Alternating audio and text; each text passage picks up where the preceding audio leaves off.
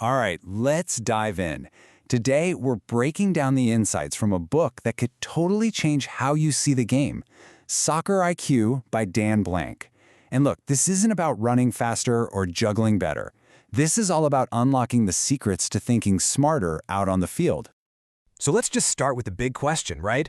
What really truly separates a good player from a great one? I mean, you know the type. That player who just always seems to be in the right place at the right time. How do they do it? And your first thought is probably pure speed or maybe some unbelievable technical skill. And yeah, those things are obviously important, but they are not the whole story. They're not even the most important part of the story. The real difference maker, the secret weapon, is something Dan Blank calls soccer IQ. And that's the core concept we're going to unpack today. So what in the world is soccer IQ?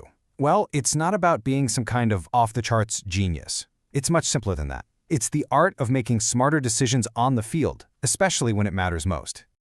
So the book defines it pretty clearly. It's your ability to read the game, to see what's actually happening, and then to make the best possible choice in that split second.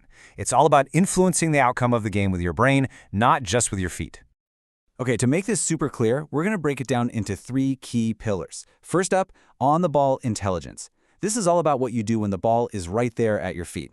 So picture it. You're surrounded by defenders. What's the smart play here?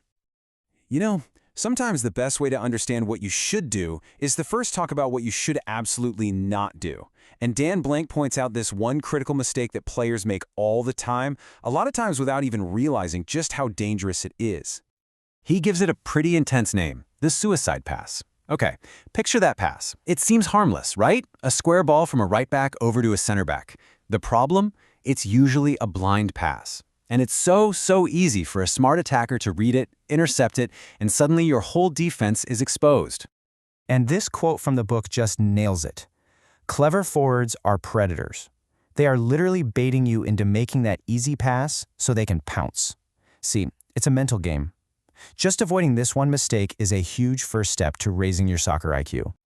But look, having the ball is only a tiny fraction of the game. And that brings us to our second pillar, off-the-ball genius. And honestly, this might be the most underrated part of soccer. Think about it. You're on the field for 90 minutes, but you might only have the ball for, 3 of those minutes? What you do in the other 87 is what really defines your impact. A perfect example of this in action is the fishhook run. So in step 1, you see you're in a 2-on-1 situation. The player without the ball makes a wide run away from the defender. Then in step 2, you can see how that movement hooks the defender. It pulls them out of position and opens up a massive passing lane. And the key, the really crucial part in step 3, is that this run has to be at full speed to really work. All right, here's another concept that kind of flips conventional wisdom on its head. To be a more effective attacker, you actually need to learn how to hide. Dan Blank calls this playing behind the fence. It just means positioning yourself where the defender can't see both you and the ball at the same time. You're in their blind spot. By staying out of their line of sight, you can get a pass with that extra half second of time and space because by the time they find you, it's already too late. I love this quote. It just makes the whole idea click. Soccer has a bit of hide and seek in it. It's not your job to make things easy for the defender. Make them work to find you. That right there is the essence of smart off-the-ball movement. Okay, so we've covered intelligence on the ball and genius off the ball. The third and final pillar is what brings it all together, the collective mind. Because soccer is a team game, right? And the absolute highest form of soccer IQ is when the entire team is thinking and acting as one. A huge part of this is something Blank calls meet your teammates. And no, that doesn't just mean knowing their names.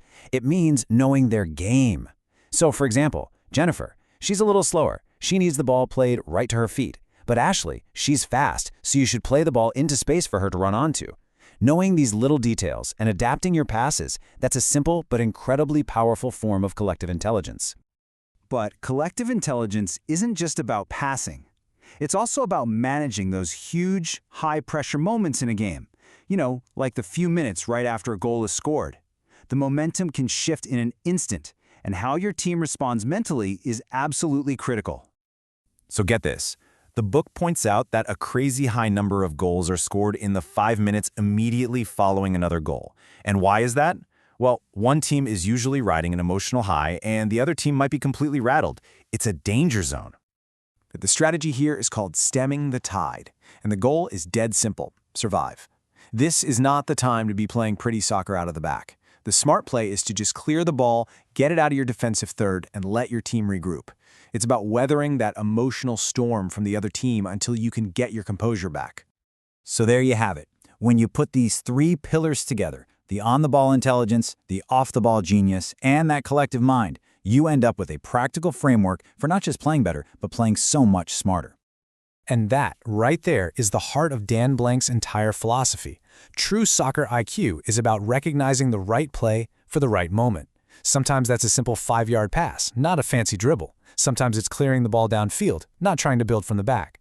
That is what separates the good players from the truly great ones. So I'll just leave you with this to think about.